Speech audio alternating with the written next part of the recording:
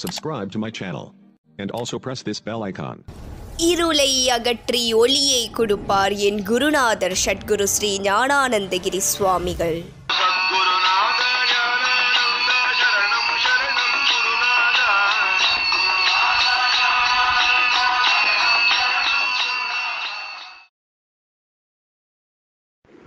அனைவருக்கும் வசந்தாவின் வணக்கம். ஸ்ரீ ஞானானந்த தரிசனம் 8ஆம் அத்தியாயம், நேற்றைய தொடர்ச்சி. நம் இந்து மத பண்பாட்டில் அதிதி சத்காரம் முதலிடம் பெறுகிறது. சுவாமிகளைப் போல் வேறு யாரும் அவ்வளவு பாங்காக தம்மிடம் வருவோரை உபசரிக்க முடியாது. முகமெல்லாம் மலர வந்தாச்சா, சுவாமி எதிர்பார்த்தது என்று தம்மை நாடி வரும் பக்தர்களை வரவேற்கும் பாணியே தனி அழகு. எந்த நேரமானாலும் தப்போவனம் வரும் அன்பர்களை பசி தாகத்திற்கு ஏதாவது கொடுத்து உபசரிப்பார். சில சமயம் தாமே இலை போட்டு சிற்றுண்டி இனிப்பு போன்றவர்களை தம் கையால் பரிமாறி அவர்களை தமது அன்பினால் திணற வைப்பார். சுவாமிகளின் ராஜோபச்சாரத்தினால் பக்தர்கள் அப்படியே மெய்சிலிர்த்து போவார்கள். இரவு வேளையில் அக்காலமானாலும் கூட சூடாக பாலும் பழமுமாவது தந்து தம்மை தேடி வருபவர்களை உபசரித்தால்தான் சுவாமிகளின் மனம் திருப்தி அடையும் போல் தோன்றும். ஒரு சமயம் கருங்கோடையில் நல்ல வெயில் வேளையில் சுவாமிகளை தரிசிக்க அயல் நாட்டு பெண்மணிகள் சிலர் ஸ்ரீ ரமணாசிரமத்தில் இருந்து வந்தார்கள். நவராத்திரி மண்டபத்தில் ஒரு பெரிய பக்தர் குழுவினர் மத்தியில் குருநாதர் அமர்ந்திருந்தார். நெஞ்சுலர்ந்து வாடி போய் வந்த அந்த பெண்மணிகள் மிக்க அடக்கத்துடனும் பணிவுடனும் சுவாமியை பணிந்து அவர் முன்னிலையில் உட்கார்ந்தார்கள். குருநாதர் ஆசிரம நிர்வாகி ஒருவரிடம் அவர்களுக்கு தாக சாந்திக்கு குளிர்ந்த ஆப்பிள் பழரசம் கொண்டு வந்து தருமாறு உத்தரவிட்டார். பார்த்த ஒரு பார்வையிலேயே நம் பரமன் பக்தர்களை துல்லியமாக எடை போட்டு அவர்கள் குணங்களின் தாரதமியத்தை அறிந்து விடுவார். குளிர்ந்த பழரசம் அருந்தி தாகம் அடங்கிய அவர்கள் சுவாமிகளின் பாங்கான சமயமறிந்து செய்த உபசரிப்பால் சந்தோஷத்தால் மலர்ந்து போனார்கள். களை நீங்கி முகமலர்ந்த அவர்களை கண்டு தாமும் மகிழ்ந்து அங்குள்ள பக்தர்களிடம், பாவம், நல்ல வெயில், தாழ முடியாத தாகம், கேட்க முடியாத தவிப்பு, மேலும் கோடையில் அடிக்கடி தாக சாந்தி செய்து கொள்வது அவர்களது வழக்கம், இவைகளை தெரிந்து கொண்டு உடனடியாக செய்ய வேண்டியதை செய்தோம் என்று கூறினார். அங்குள்ள ஒரு பக்தரிடம் அந்த பெண்மணிகள் கேட்க விரும்பும் விஷயங்களை தமிழில் தன்னிடம் மொழிபெயர்க்குமாறும் தமது பதிலை அவர்களிடம் ஆங்கிலத்தில் கூறும்படியும் பணித்தார். கல்வியில் சிறந்த அவர்களுள் ஒரு பெண்மணி சுவாமிகளிடம், சுவாமி, நடமாடும் தெய்வமான தங்களை நேரில் தரிசித்து தங்களை வணங்கி தங்களது தித்திக்கும் அமுத வாக்கு கேட்டு மகிழ்ந்தோம். ஆனால் தங்களது திவ்ய தரிசன பிராப்தியாலேயே ஏன் உடனடியாக எங்களுக்கு ஆத்ம ஞானம் பிறக்கவில்லை என்றும் மனம் நெகிழ்ந்து அதி வினயமாய் கெஞ்சுவது போல மிருதுவாக கேட்டாள். இதை கேட்ட குருநாதரின் திருமுக மண்டலம் ஆனந்தமாகி பளிச்சிட்டது. கடல் கடந்த நாட்டை சேர்ந்தவர்கள் பாஷை, பண்பு, பழக்க வழக்கங்கள், சமயம், அறநெறி, ஆச்சரணை இவை யாவற்றிலும் முற்றிலும் மாறுபட்டவர்கள். எனினும் அவர்களது உள்ள தூய்மையும் மனோபக்குவம் தான் எவ்வளவு அழகு என்று பெருமிதம் பொங்க அவர்களை பாராட்டி அவர்களுக்கான விளக்கத்தை வெகு நயமாக எளிய முறையில் சொன்னார்கள். சுவாமிகள் அங்கே தம் அருகே வைக்கப்பட்டுள்ள வாழைப்பழங்களிலிருந்து 2 இரு கரங்களில் எடுத்துக்கொண்டார். அவைகளில் ஒன்று காய், மற்றொன்று நல்ல கனிந்த நிலையில் இருந்தது. குருநாதர் சொல்கிறார், இந்த 2ஐயும் உற்று நோக்கினால் ஒன்றில் பசுமை, துவர்ப்பு, கடினம் ஆகிய குணங்கள் உள்ளன.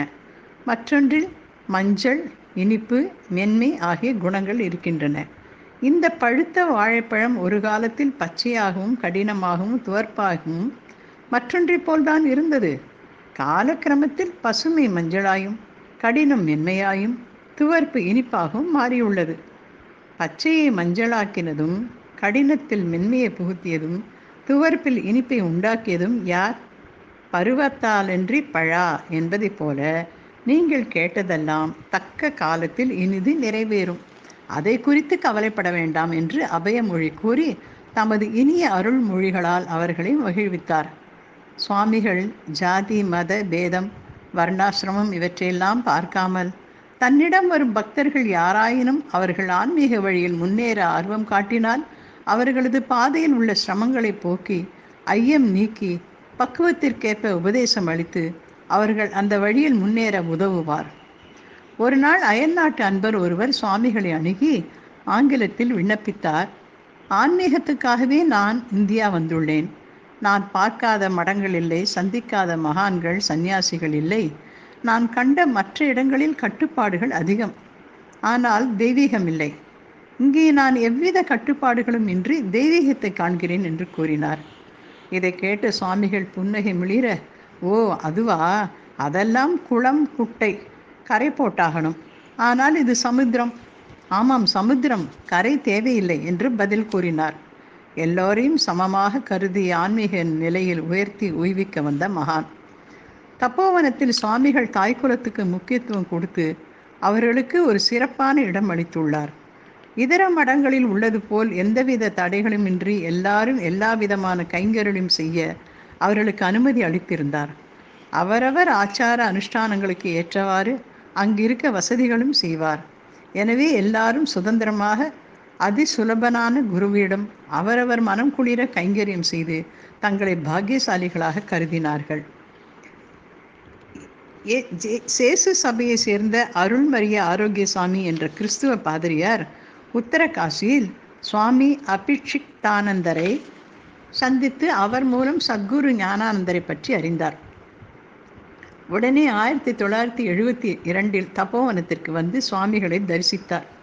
2 தடவை அவருடன் பேச வாய்ப்பு கிடைத்தது.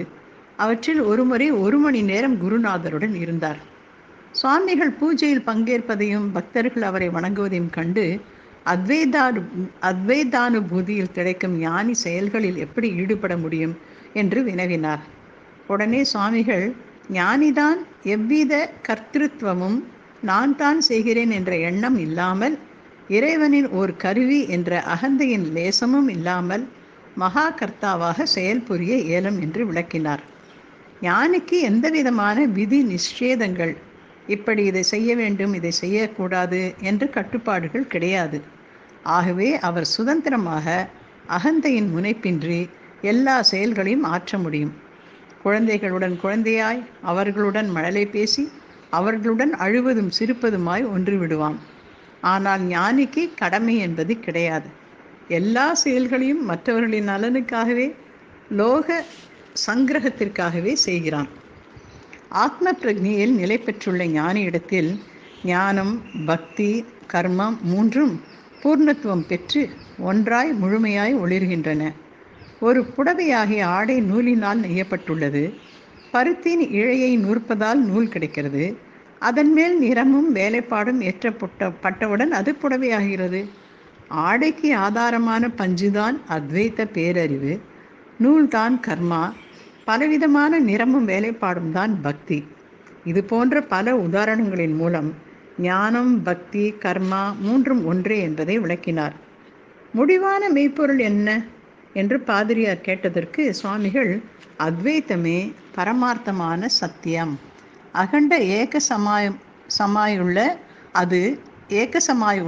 அது மனம், வாக்கு இவைகளுக்கு அப்பாற்பட்டது. அதை அது இந்து என்று நினைத்துவிட்டால் துவைத்தமாகிவிடும். நான் வேறு, நீ வேறு, கடவுள் வேறு என்பது கிடையாது. எல்லாவற்றையும் கடந்த அந்த பரம்பொருள் எல்லாவற்றிலும் உள்ளது. சிலர் கடவுள் எங்கேயோ தூரத்தில் இருக்கிறார் என்ற எண்ணத்துடன் ஆண்டவா என்று கூவி அழைத்து அடையலாம் என்று நினைத்து ஆண்டவா என்று கூவுகிறார்கள். இங்கு சுவாமிகளே மிகவும் உரத்த குரலில் கூவியதை கேட்டு பாதிரியார் வியப்படைந்தார். ஸ்ருதி முடிவான அந்த பரம்பொருள் இங்கும் அங்கும் எங்கும் நீக்கமர நிறைந்துள்ளது. அது ஒன்றே எல்லாமுமாக உள்ளது. இந்த அத்வைத்த பிரக்ஞையிலிருந்து நழுவாமல் வேதங்கள் நிறைந்த பிரபஞ்சத்தில் வாழ்க்கையில் பேதங்கள் யாவும் தோற்றம் மாத்திரமே என்று உணர்ந்து செயல்பட வேண்டும். உள்ளபடியே உள்ள பொருள் ஒன்றே, அதுதான் அத்வைத்தம். வேறு அற்ற அகண்டாகாரம், அதுதான் சத்தியம் என்று உபதேசித்தார். ஒரு கிறிஸ்துவன் அத்வைத்தியாக இருக்க முடியுமா, அல்லது அதற்காக அவன் மதம் மாற்ற வேண்டுமா என்று பாதிரியாரின் அடுத்த கேள்வி மிகவும் பணிவுடன் எழுந்தது. அத்வைத்த அனுபூதி எல்லா மதங்களுக்கும் அப்பாற்பட்டது. ஆனால் அந்த எல்லா விவகாரத்திற்கும் அதீதமான மெய்யறிவு தான் எல்லா மதங்களின் சாரமும் அடிப்படையும் ஆகும். அத்வைத்தமே மெய்யுணர்வையும் முழு வாழ்க்கையும் அளிக்க வல்லது. எந்த மதமும் அந்த சத்தியத்திற்கு தடையில்லை. கடவுளை எங்கும் பார்க்க வேண்டும். நாம் கடவுளிலேயே நிலை பெற்றுள்ளோம். எங்கும் எப்போதும் நீ அதுவாகவே இருக்கிறாய். அது உனது உண்மையான சொரூபமானதால் அதை யாரும் களைய முடியாது. இந்த இரண்டு அற்ற அத்வைத்த பிரக்ஞை இருந்தால் அகந்தையின் முனைப்பின்றி எல்லா செயல்களையும் இறைவனின் விருப்பப்படி அவனது அபாரமான அருள் சக்தி கொண்டே மிகவும் நன்றாக செல்ல இயலும். அத்வைத்தம் ஒரு கிறிஸ்துவனை மேலான ஒரு கிறிஸ்துவனாக செய்கிறது என்று அன்புடன் உரைத்தார். இந்த ஆத்மானுபூதியை செவ்வனே அடைவது எப்படி என்று ஆவலுடன் வினவினார் பாதிரியார். அது தானாகவே வரும்.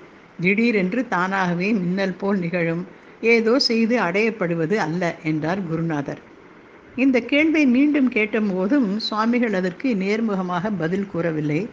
அனுபூதி தானாகவே ஏற்பட்டால்தான் உண்டு, இல்லையெனில் இல்லைதான் என்று அவர் சொல்வது போல இருந்தது. ஆசிரமத்தில் தங்கிய போது இரவில் பாதிரியார் வெளியே அன்னபூர்ணா சிற்றுண்டி சாலையில் சாப்பிட்டு விட்டு வந்தார். போஜன சாலையில் அவரை காணாமல் சுவாமிகள் அவருக்கு தகவல் அனுப்பி அவர் தான் சாப்பிட்டாகிவிட்டது என்று கூறிய போதும் அவரை வலியுறுத்தி மீண்டும் சாப்பிட செய்தார். அவருக்கு பரிமாறும்போது சுவாமிகளே பக்கத்தில் நின்றிருந்து பேரன்பை சொரிந்தது. பாதிரியாரின் உள்ளத்தை கொள்ளை கொண்டது. சுவாமி அபிஷிக்தானந்தரை தங்களுக்கு ஞாபகம் இருக்கிறதா என்று பாதிரியார் கேட்டதற்கு என்றும் மறவோம் என்று பதிலளித்தார். அவரின் குருவும் சீடனும் என்ற புத்தகத்தை கண்டு தான் மிகவும் மகிழ்ச்சியுற்றதாக குருநாதர் கூறினார். இதன் தொடர்ச்சி நாளை காண்போம்.